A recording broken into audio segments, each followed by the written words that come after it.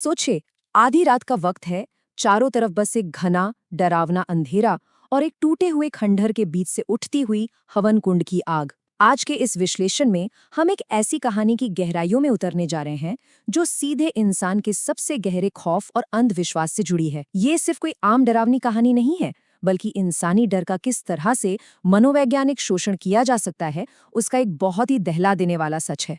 ओम झरझर मुल्काय नमः। जरा सोचिए इस मंत्र की गूंज के बारे में। ये कोई साधारण मंत्र नहीं है, बल्कि एक भयानक दुस्वप्न की शुरुआत है। अघोरम नाम का एक सिद्ध पुजारी राख को आग में डालता है और उसके बाद जो होता है वो किसी की भी रूह कंपाने के लिए काफी है। एक बिल्कुल छोटे से बेबस शिशु को सामने रखे एक भयानक मूर्ति के पेट की आग में उछाल दिया जाता है। लपटें धधक उठती हैं, मूर्ति की आंखों से लाल चमक निकलने लगती है और वहीं से शुरू होता है आतंक का वो सिलसिला जिसे रोकना नामुमकिन सा लगता है। तो चलिए सबसे पहले ये समझते हैं कि इस खौफ की असल जड़ क्या थी। आखिर ये मोलक का श्राप शुरू कहाँ से हुआ। आइए इस छवि की थोड़ी गहराई में चलते हैं। मोलक देव, एक ऐसी खौफनाक मूर्ति जिसका शरीर तो इंसान का है, लेकिन सिर किसी भैंस का। और सबसे खतरनाक बात, उसके पेट में जलती हुई आग की एक धधकती भट्टी है। ये बात सुनकर ही अजीब लगता है ना, लेकिन गांव वालों का अंधविश्वास इस कदर हावी था कि वे इसे एक जागृत देवता मानते थे। उनका मानना था कि अगर ये देवता खुश हो जाए तो खेतों में फसलें लहलहा उठती हैं, लेकिन अगर ये जरा भी नाराज हो गया तो पूरा का पूरा गांव सूखे और महामारी की चपेट में आकर तबाह हो जाएगा। इस डर के पीछे एक बहुत ही गहरा और मनोवैज्ञानिक खेल चल रहा था। आइए देखते हैं गांव के उस काले सच को जिसने इंसानियत को खत्म कर दिया था।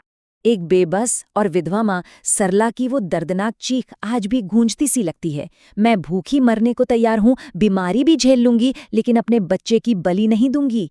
लेकिन कमाल की बात देखिए, जब गांव का सरपंच और डरे हुए गांव वाले मिलकर सरला के इकलौते बच्चे को जबरन छीन लेते हैं तो कोई भी उसकी मदद के लिए आगे नहीं आता।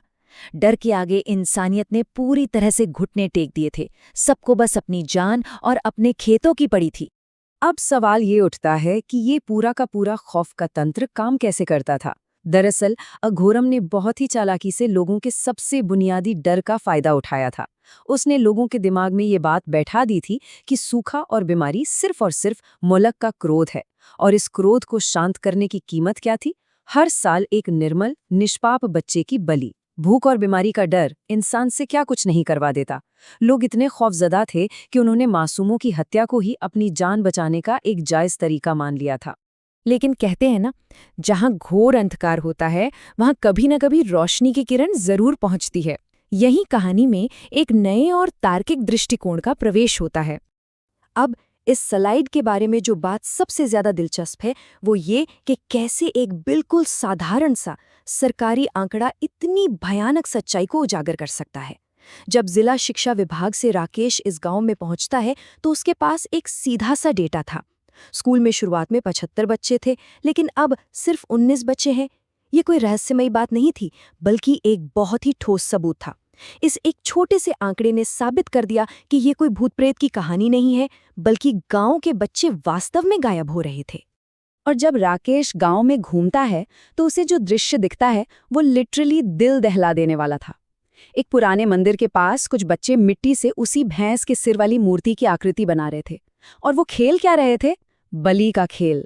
जरा सोचिए, मासूम बच्चों ने अपने ही खौफनाक अंध को, अपने ही ट्रॉमा को एक रोजमर्रा के खेल में बदल दिया था। मनोवैज्ञानिक स्तर पर यह सबसे डरावनी चीज थी कि शिकार को खुद अपनी बलि एक सामान्य बात लगने लगी थी। ये तुलना बहुत ही बेहतरीन तरीके से दिखाती है कि यहाँ असल में चल क्या रहा था। एक तरफ राकेश है, यूपीएससी पास, जिसका पूरा आधार तर्क, शिक्षा और कारण पर टिका है, और दूसरी तरफ है अघोरम, जो खौफ, काले जादू और अपनी तथाकथित सिद्धि का इस्तेमाल करता है। जब ये दोनों आमने सामने आते हैं तो तनाव बिल्कुल चरम पर होता है। अघोरम जब राकेश के तार्किक सवालों का जवाब नहीं दे पाता तो वो चुपके से राकेश के शरबत में कुछ नशीला पदार्थ मिला देता है ताकि इस तर्क की आवाज को हमेशा के लिए शांत किया जा सके। लेकिन सच्चाई छुपती नहीं है। अब हम कहानी के उस क्लाइमैक्स पर आते हैं जहां खंडर का असली सच दुनिया के सामने आता है। तो सबसे अहम बात यहाँ ये है कि नशीले पदार्थ के असर से अजीबो-गरीब दुस्वप्न देखने के बाद राकेश अचानक जाग उठता है और उसी खंडहर की तरफ भागता है। वहां उसका अघोरम से सामना होता है और अघोरम खुद अपना जुर्म कबूल कर लेता है। उसकी पूरी योजना एकदम साफ थी। पहला कदम, गांव में सूखे और बीमारी का कृत्रिम डर फैलाओ। दूसरा कदम, देवता को खुश करने के नाम पर बच्चों की बलि मांगो। और तीसरा और सबसे खौफनाक सच, वो किसी देवता की नहीं बल्कि एक शैतान की पूजा कर रहा था। वो मासूमों की ऊर्जा को निगल रहा था ताकि खुद अमर हो सके। अघोरम का अहंकार देखिए। वो राकेश के सामने बिल्कुल बेखौफ होकर हंसते हुए कहता है, बस 7 बरस और इसके बाद मैं अमर हो जाऊंगा। ये एक सीधा सीधा कन्फेशन था कि उसने पूरे गांव को सिर्फ अपनी निजी ताकत और लालच के लिए एक जीते जागते नर्क में बदल दिया था। उसे किसी की चीखों या आंसुओं से कोई फर्क नहीं पड़ता था। लेकिन अघोरम की सबसे बड़ी गलती ये थी कि उसे लगा उसे कोई सुन नहीं रहा है। असल में पीछे खड़े गांव वाले सब सुन चुके थे। एक बूढ़ा आदमी जिसने 20 साल पहले अपना पोता खोया था, वो आगे आता है।